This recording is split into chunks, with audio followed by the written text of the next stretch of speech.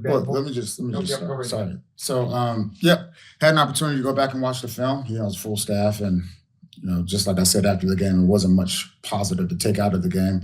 I guess if we want to say, one thing positive, it was good to see Cole Strange out there, and I would say he played pretty well. He graded out pretty well in the game, and for a guy who hasn't played football in a year to go in there and play center, definitely was encouraging. So, for me, look, today we have the players in.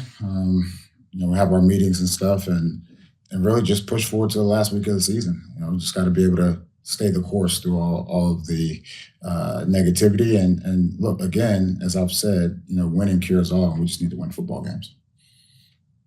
We'll open up for questions. We'll start with Ben Volan. Hey, good morning, Jerod. Good morning, Ben. I know obviously you want to go out this year with a win, but any thoughts to not playing Drake May this week, given the injury risk and given his style of play and everything? I would say right now, like everything is, in consideration, and we'll see how the week goes. Next question, Chris Price, followed by Chris Mason. Hey, Jerod, how much, if at all, does the Bills situation, the fact that they're locked into the number 2 spot, they might sit some starters, they might have some guys play a quarter, whatever the case may be, how much of it all does that change your thinking when it comes to game plan personnel in the rest of the situation? Yeah, my expectation is, if the guys are healthy, then they're expected to be ready to go out there and play. And again, we'll have to see how the week goes. But I understand the question. I just, the guys are working hard, and we need to play football. Thanks. Thank you. Next question, Chris Mason, followed by Chris Ryan. Hey, Jerod. After the game, Daniel Aquale said that it feels like a lot of guys start giving up when things get hard. I'm just wondering if you saw any of that on the film in the second half when you reviewed it. Look, we saw guys still flying around. Guys were still flying around, giving good effort, and it was just more about just execution as a whole. So I didn't see that. Chris Ryan, followed by Doug Kyde. Hey, Jerod, hope all is well with you. Just wanted to ask you a little about your process when it comes to Drake in that game where he gets medically cleared. Although he was showing signs that he said he got his bell rung, he was showing signs of maybe he had issues. Do you just completely trust in the medical staff in that instance, or do you kind of take a step back and think about everything? How do you evaluate during that type of a situation? Yeah, as soon as they go into the tent, I just wait to hear back from the medical professionals and the independent evaluator. If they say it's fine, then it's fine. Thank you. Thanks. Mike Reese, followed by Doug Kyde. Hey, Jerod, a big picture question. I'm just curious, what do you feel are the most impactful things that you've accomplished in your first year as head coach? I would just say, being able to weather the storm. And it seems like we've been in the storm for a long time. And I think the players, as a whole, I would say they've come into work every day during a difficult season. I think that's been a huge piece of the puzzle, and hopefully we can keep that going forward.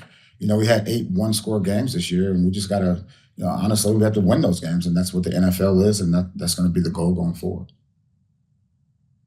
Doug Kyde, followed by Andrew Callahan.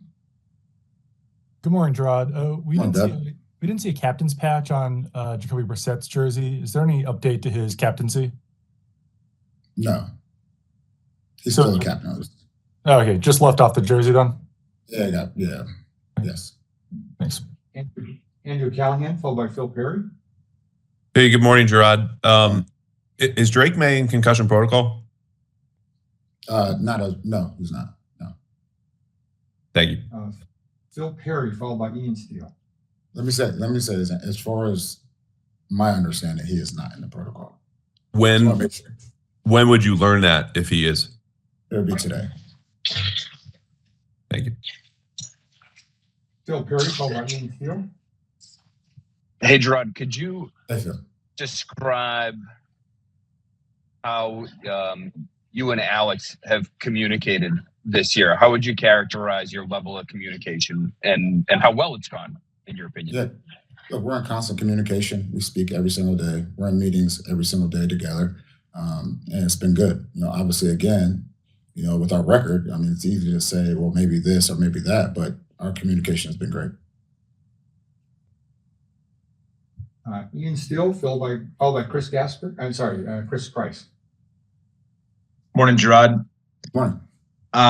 Just as of right now, you guys are in line for the #1 overall pick next year. How does that, if at all, affect your game plan going into this week? 100% focus on beating the Buffalo Bills. I mean, that's what we have to do. Chris Price, followed by Chris Ryan.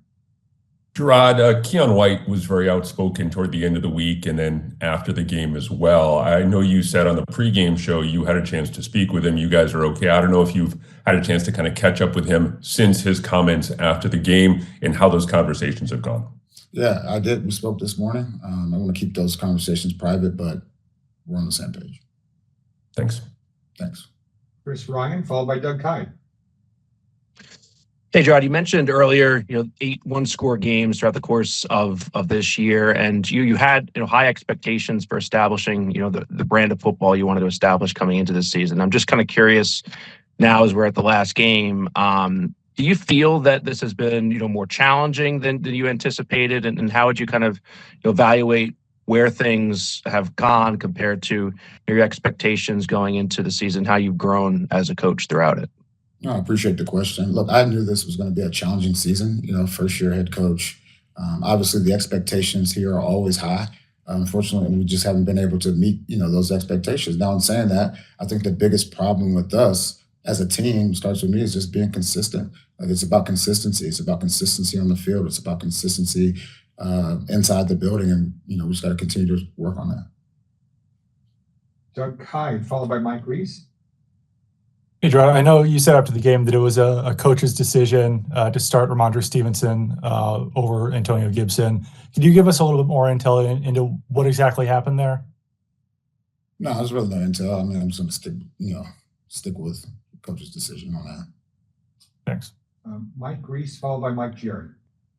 Jerod, up to this point, Joe Milton has been the third quarterback in every game. How much motivation is there internally to maybe bump him up to the game day roster this week and just to see more of what you have in an actual game? It's absolutely a possibility. But like I said earlier, all things are still under consideration. And we'll take 2 final questions, Mike Jerod and Mark Daniels. Morning, Jerod. Morning, Mike. I'm curious, after seeing the film, the pitch to pop, Ramondre, sort of what happened there. I know some guys talked about there being some heavy pressure on that side. Is that something maybe Drake should have checked out of the play? Look, it had a good player coming off the edge, and again, it just goes down to execution. We've run that play many times in practice and just couldn't get it done in the game. Thank you. Thanks. Last question, Mark Daniels. Hey, Jerod, good morning. With this one game left, have you been given assurance by ownership that you'll return next season? I'm always in constant communication with ownership and feel like we're still on the same page. Thank you. Thanks. Thanks, everyone. Thanks, guys.